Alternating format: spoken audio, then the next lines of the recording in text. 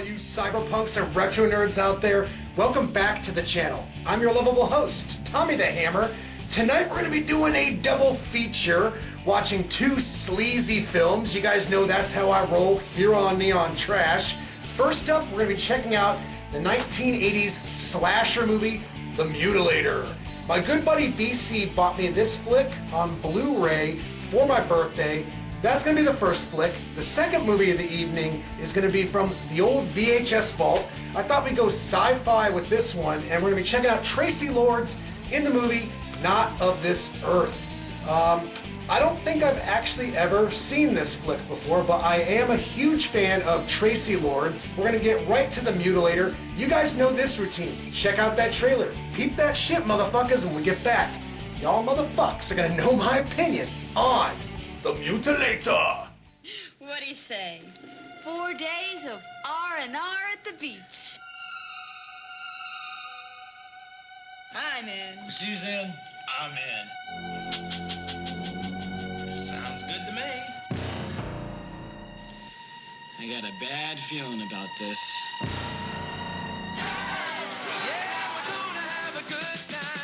They thought their vacation would be fun. They were wrong. Dead wrong. He's what's called a trophy hunter. Bum bum bum bum bum bum bum bum. Dad used to tell me that he'd hunted everything but man.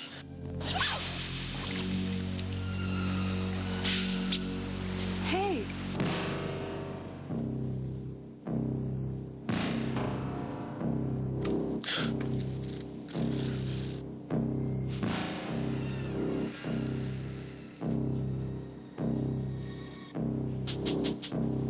I'm coming to get you.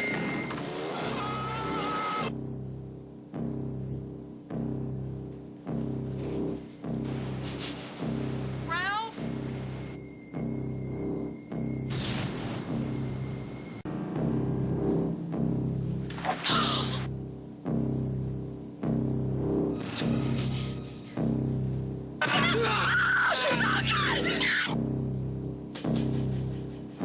School was hell, but vacation was murder. The Mutilator. Alright guys, I just got done watching the movie The Mutilator. Let's break this down into some questions. Is The Mutilator a good movie by mainstream movie-going audience standards? Probably not. Is this a good slasher movie that brings something new to the table in terms of 1980s slasher films? Probably not. And are the actors in this movie good enough to warrant your interest? Well, definitely not, because this is a low-budget movie. Everything about this film positively screams low-budget, sleazy filth. And that's why I like it. I like movies like this. There's something about 1980s slasher films that are like comfort food to me.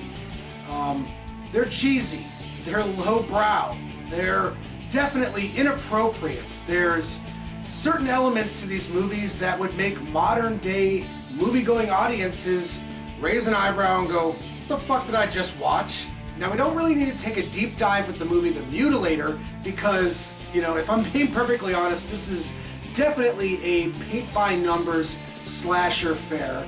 And that's not necessarily a bad thing, you know. When I look at movies from the 1980s, I enjoy them because of the way they were made, the way they were filmed.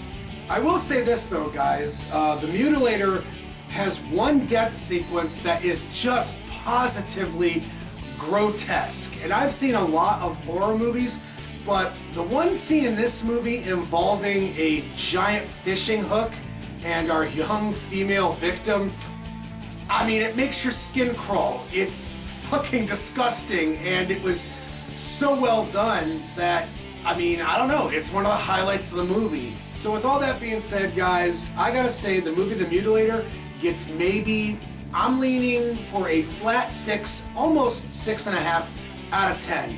It's not the best slasher movie I've ever seen, and in terms of that weird leg of early to mid 1980s horror films, I mean, I don't know. It's interesting. It's one to add to the collection, and I think it's pretty good. So, BC, you're watching this. Thank you so much for the awesome gift for my birthday. This is a great addition to my collection. I love you, brother. And now, on to numero 20 of our double feature. That's right, guys. We are going on to Tracy Lords in the sci-fi sleazy film, Not of This Earth. It is on VHS. You guys knew I had to raid the old VHS vault. Check out that trailer. We'll be right back, motherfuckers. Who's that girl in white? It's a rather personal question, isn't it? It's Tracy Lords in the remake of Roger Corman's 1950s sci-fi thriller. So what do you do, hon? I'm the house blood pumper. You assist the doctor in preserving life? Well, that isn't exactly what it says on my diploma, but it sort of captures the flavor of things. She's a nurse with a patient whose illness is out of this world. Perhaps your treatments will prevent my predicted death. For someone who thinks he's dying, you sure are all mighty casual about it. Death is not a remarkable thing. I've got a list of unanswered questions about Mr. Johnson, and it's growing daily. At least we have something in common. Shared paranoia doesn't exactly make us large brothers, Jeremy. But what Tracy's about to find out is that she's nursing an alien. Think the boss is some kind of man from Mars or something? Darth Vader, I'm gonna wreck this. Well, wait, I don't think you should screw around. It might blow up or something. I never screw around.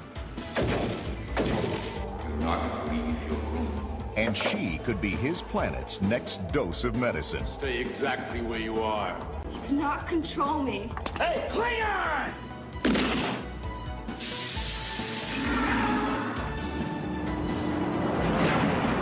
There is no place for you to hide. Destined to be a cult classic, Tracy Lords in Not of This Earth, priced at just $89.95. And to stir up the rental and sales excitement on this new release, retailers with qualifying orders will receive a full-size, custom-designed Tracy Lords standee for display. See your distributor for details. Tracy Lords in Not of This Earth, coming this November. All right, guys, I'm pretty drunk, and that was a pretty fucking stupid movie.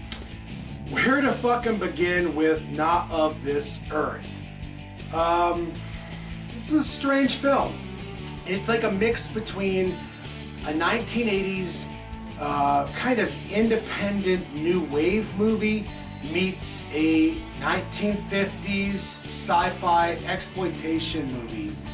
And you would think upon first inspection like, oh, these are elements that could work, and they have worked before. The overall narrative and the direction of the film just seems completely aimless.